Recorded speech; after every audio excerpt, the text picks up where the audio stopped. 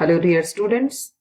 In this video, I am going to talk about economic activities by men and women. As you can see here, the topic is economic activities. I'm sure you've understood and you can differentiate between economic activities. मैंने ये पहले भी explain किया है first chapter के time पर economic activities and non economic activities. फिर भी एक बार दोबारा से कवर कर लेते हैं. इकोनॉमिक एक्टिविटीज कौन सी होती है? Which are done due to earn money. Okay, so which are done to earn money, यानी for example doctor is working in the hospital. Okay, so doctor is practicing in the hospital. Teacher is teaching in the school. ये क्यों हो रहा है, क्यों कर रहे हैं ये सब लोग काम? Because to earn money. So to earn money or to earn income, whenever anybody does any activity is known as economic activity. Non-economic activities are done out of love and affection. या किसी भाव से या किसी feeling के लिए किए जाते हैं. जैसे doctor is treating her own daughter. Doctor treating own daughter. अब क्या वो अपनी डॉटर से पैसे लेने वाला है, पेमेंट लेने वाला है? नहीं. और teacher is teaching her own children. So own children, जब वो खुद को पढ़ा रही है, खुद के बच्चों को पढ़ा रही है, तो she is not going to charge money. Why is she doing that? Because of love and affection. So they are called as non economic activities. यहां पर हम बात करने वाले हैं economic activities which are done by people, men और women. Like Vilas and Sakal. हमने ये दोनों स्टोरीज पिछले वीडियो में पढ़ ली गई हैं. Like Vilas and Sakal, people have been engaged in various activities.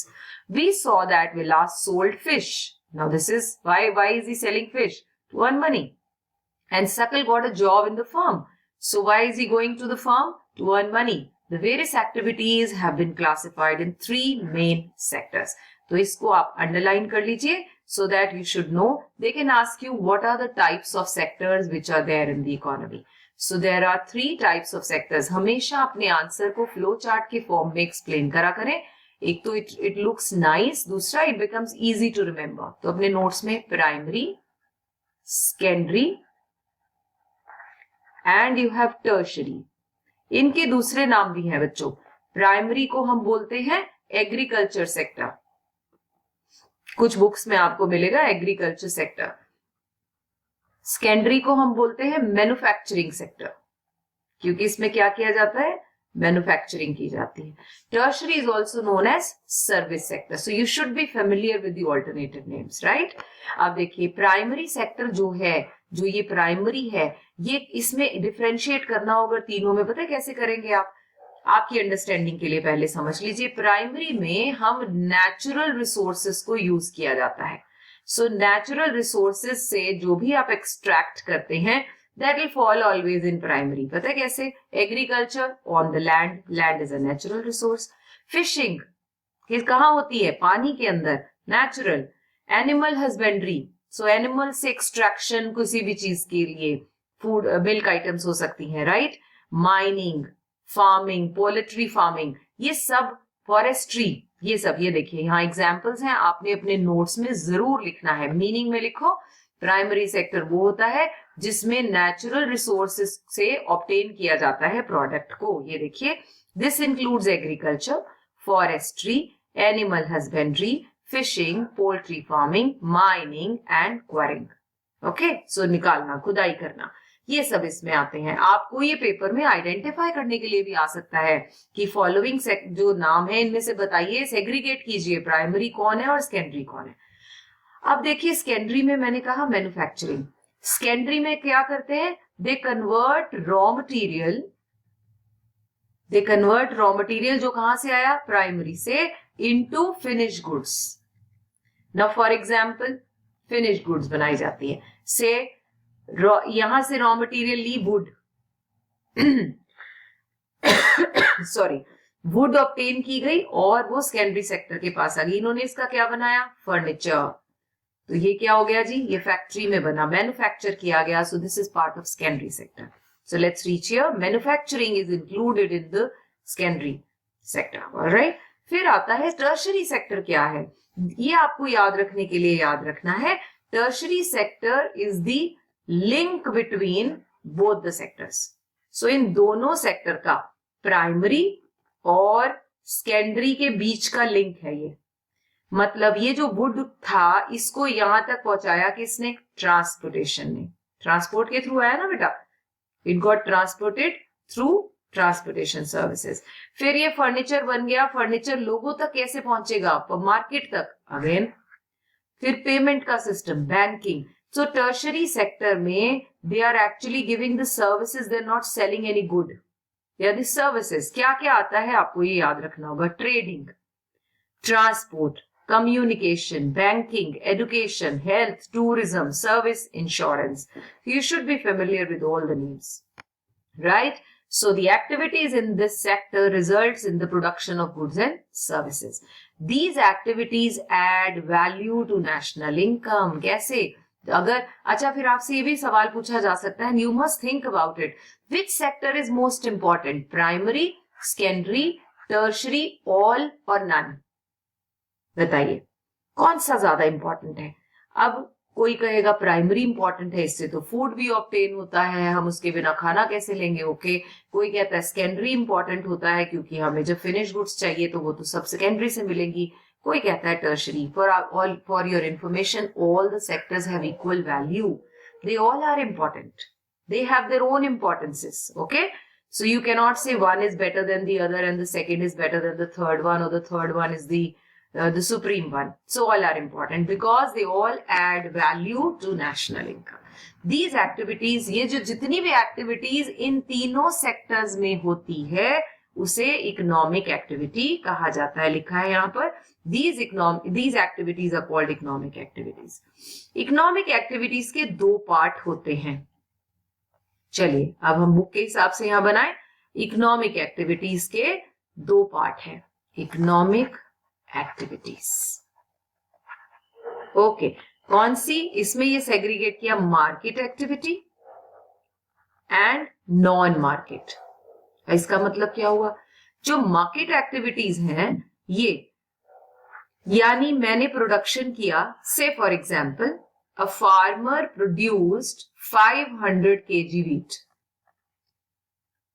अगर तो उसने सारा का सारा मार्केट में बेचने के लिए उगाया तो इसे बोलेंगे मार्केट एक्टिविटी। ओके, सो सारा का सारा ही sold it in the market. क्यों बेचा? टू अर्न इनकम, रेमनरेशन के लिए, पैसा कमाने के लिए, अर्न लिविंग, कुछ भी लिखा हो सकता है। तो उसने सारा अगर बेचने के लिए उगाया तो उसने क्या किया? उसने इकोनॉमिक एक्टिविटी की। कौन सी वाली बच्चों? मार्केट। नॉन मार्केट कब होगी? जब उसने, देखिए इसको मैं ऐसे समझाती हूँ, 500 केजी था, जो उसने 400 केजी बेचा वो मार्केट एक्टिविटी हो गई। जो वो 100 केजी घर ले गया अपनी ओन कंजम्पशन के लिए ग्रो किया, okay, so that becomes non market. देखिए इधर मार्केट एक्टिविटीज इन्वॉल्व्स रेमनरेशन, मैंने लिखा ना यहाँ पे क्या? अर्न अ लिविंग, पैसा इन्वॉल्व है इसमें, घर वालों से नहीं पैसा लेगा वो। So it involves remuneration to anyone who performs activities perform for pay और profit. So you can use this word, pay or profit. These includes production of goods or services, including government services. Non-market activities are for self-consumption. As I told you, इस 500 में से 100 kg वो अपने घर में ले गए। प्रोड्यूस तो हुआ, प्रोडक्शन तो हुई, लेकिन किस लिए? घर में कंजम्पशन के लिए, सेल्फ कंजम्पशन के लिए। So these can be consumption and processing of primary product and own account products of fixed assets, यानी अपने लिए हमने अपने assets को यूज किया अपनी ही कंजम्पशन के लिए। I'm sure you must have understood the topic. All right, चलिए इस एक्टिविटी को आप अपनी टीचर के साथ क्लास में डिस्कस करने वाले हैं। So let's move further. Due to historical and cultural reasons, there is a division of labor between men and women in the family. आप देखिए हिस्टोरिकल एंड कल्चरल रीजंस क्या है देखते हैं। अब विमेन के लिए अगर आप ज्यादातर देखें तो विमेन को कहा, मेन और विमेन के वर्क को अगर मैं डिवाइड करूं तो हम कैसे देखते हैं विमेन के वर्क को? हम देखते हैं दे आर ऑलवेज और मोस्ट ऑफ द टाइम, या जनरली हम वर्ड लगा देते हैं, उन्हें डोमेस्टिक चोर्स के लिए समझा जाता है। मतलब वो सिर्फ घर के कामकाज करने के लिए समझी जाती हैं। घर संभालना इज देयर ड्यूटी और मेन का वर्क क्या है? काम करना, फील्ड में जाना और पैसा कमाना। ज्यादातर हमारी सोसाइटी का आउटलुक ऐसा है। देखिए, women generally look after domestic chores and men work in the fields. Sakal's mother Sheela cooks food. अब घर में वो क्या करती हैं? खाना बनाती हैं, यूटेंसिल्स क्लीन करती हैं, कपड़े धोती हैं, घर की सफाई करना, बच्चों का लुक आफ्टर करना, ये सब काम फीमेल्स का आ गया। Sakal's father Buta cultivates the field. He goes to the field. He sells the produce in the market and earns money for the family. Sheila is not paid for the services delivered for upbringing of the family. अब जो शीला घर का काम कर रही है, जितना आपके घर में भी आपकी मम्मा काम करते हैं, जो हाउसवाइफ्स हैं, डू वी पे salary to them? Hardly, I would say not at all. But the whole day she is busy. But Buta who is going to the field, he earns money. ये देखिए, बूटा earns money which he spends on rearing his family. Women are not paid for their services delivered in the family. The household work done by women is not recognized in national income. बच्चों ध्यान से समझेंगे, जो पैसा बूटा ने field में जाकर कमाया, ये तो नेशन की इनकम को कंट्रीब्यूट करता है। लेकिन क्यों, आई डोंट अंडरस्टैंड, ये इसलिए इतने आराम से फील्ड में जाकर काम कर पाता है because there are females which are there at home to take care everything and he goes to the field and work nicely. अगर घर में फीमेल ना हो तो ये बच्चों का भी ध्यान रखना पड़ता है, इनको घर की सफाई भी देख, फिर क्या ये इतना कंट्रीब्यूट कर पाता फील्ड पर? लेकिन जो कंट्रीब्यूशन फीमेल्स का है वो कहीं भी इसमें इंक्लूड नहीं होता। रीजन क्या है? रीजन है इनके काम को मेजर नहीं किया जा सकता। It is non measurable, I would say, है ना। आप अपनी मम्मा से पूछिए, आप सारा दिन बिजी थे, यू कैन सी, अभी आजकल तो आप घर में हैं तो you can see the whole day she is busy, but by end of the day what has she done? तुम लोग कहते कुछ भी नहीं। कुछ भी नहीं मतलब क्योंकि उनका काम रुपीज में मेजरेबल नहीं है। अदरवाइज पता है, वो एक कुक का काम भी कर रही है, वो एक मेड का काम भी कर रही है, वो एक वॉशरमैन का काम भी कर रही है, वो sometimes she teachers you also, वो एक ट्यूशन टीचर का काम भी कर रही है, वो एक काउंसलर भी है, घर में किसी को भी कोई प्रॉब्लम है तो वो भी है। She is a nurse for those who are sick at home, या जो सीनियर लोग हैं घर में, बड़े लोग हैं, उनका ध्यान रखना। तो पता नहीं वो क्या क्या रोल प्ले कर रही हैं, इतने सारे। अब अगर मैं उसकी सैलरी एज अ कुक निकालने लगूं, मेड निकालूं, वॉशर, तो I would not be, I will be lending any nowhere कि उनका काम मेजर कैसे किया जाए। क्योंकि वो नॉन मेजरेबल है, इसलिए हमने उसको क्या किया, हमने नेशनल इनकम में कंट्रीब्यूट ही नहीं किया। Got it? Gita mother of Vilas earned an income by selling fish. अब अगर वो मार्केट में जाके बेचती है तो women are paid for their work when they enter the labor market. Their earning, like that of their male counterpart, is determined on the basis of education and skills. कितने skills हैं उस हिसाब से उनको सैलरी मिलती है। Education helps individual to make better use of their economic opportunities available before him. Education and skill are major determinants of earning of any. अब आप देखिए, लेबर मार्केट में किस इंसान को, किस बंदे को ज्यादा पैसा मिलेगा, है ना, किस बंदे को ज्यादा इनकम मिलेगी? या तो जिसकी एजुकेशन ज्यादा है, तभी तो आपके पेरेंट्स चाहते हैं कि आप अच्छे से एजुकेशन पाएं और हायर इनकम एंजॉय करें, या किसी के पास स्किल्स हैं। आजकल तो हम देख रहे हैं लॉकडाउन में उन लोगों का काम इतना बड़ा जिनके पास स्किल्स थे, मे बी सिंगिंग, डांसिंग और मे बी एनीथिंग, है ना। सो स्किल्स हो या फिर एजुकेशन हो। अब majority of women have meagre income, meagre education. अब लड़कियों को तो पढ़ाया ही नहीं जाता गाँव में, और उनकी एजुकेशन भी मीगर, आई मीन बहुत कम है, और लो स्किल्स हैं। उन्हें क्या स्किल्स दिए जाते हैं? घर का काम करने का स्किल दिया जाता है बस। So women are paid low compare to men. Most women, ये आपको पेपर में क्वेश्चन आ सकता है कि women are paid low compare to men, why? So most women work where job security is not there. कहाँ, कौन से काम में? जो हमें बोलते हैं जो सिक्योर्ड सेक्टर नहीं है, वहां काम करती है। हम ये बेटा, आप ये विलेज को इमेजिन करके देखिए तो आप समझ पाएंगे। विलेज में कैसे, जैसे फार्म पर हेल्प कर दिया, घर का काम हो गया, सिक्योरिटी नहीं होती। Various activities relating to legal protection is meagre. Employment in this sector is characterised by irregular, मतलब उनकी जॉब इररेगुलर होती है। कभी उनकी नीड है तो बुला लिया जाता है, नहीं है तो नहीं लेते. और इनकम भी लो. In this sector, there is an absence of basic facilities like maternity leave. बच्चों, दो तरह का सेक्टर है, रेगुलर एंड इरेगुलर. मैं इसे फॉर्मल इनफॉर्मल भी लिखूंगी तो ठीक रहेगा. इसे बोलते हैं फॉर्मल सेक्टर, इसे बोलते हैं इनफॉर्मल सेक्टर. कैसे डिफरेंशिएट करें?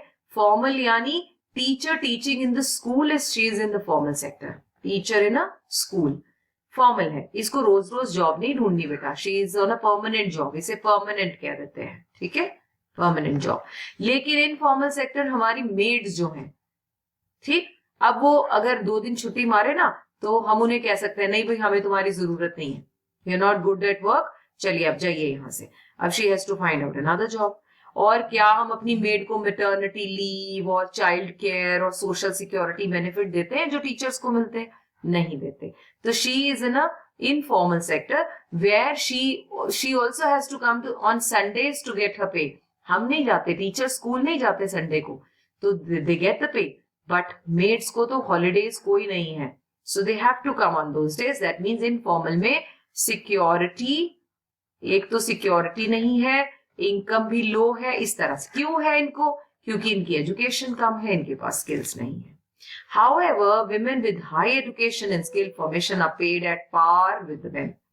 Among the organized sector, which one? Formal. इसको organized भी कहते हैं बेटा, organized sector. Okay. Among the organized sector, teaching and medicine attract them the most. Some women have entered administrative and the other services, including job that need high level of scientific and technological competence. हमारी ऐसी भी females हैं जहां पर administrative job में है या जहां टेक्नोलॉजिकल साइंटिफिक नॉलेज चाहिए. Ask your sister or your classmate what she would like to take up as a career. So this activity your teacher will perform in the class in the form of discussion. So you can give your input कि भाई उनसे पूछकर कि वो क्या बनना चाहते हैं. So that is all about this particular topic which we have done, economic activities by men and women. The rest I will cover in the next video. Bye bye. Take care.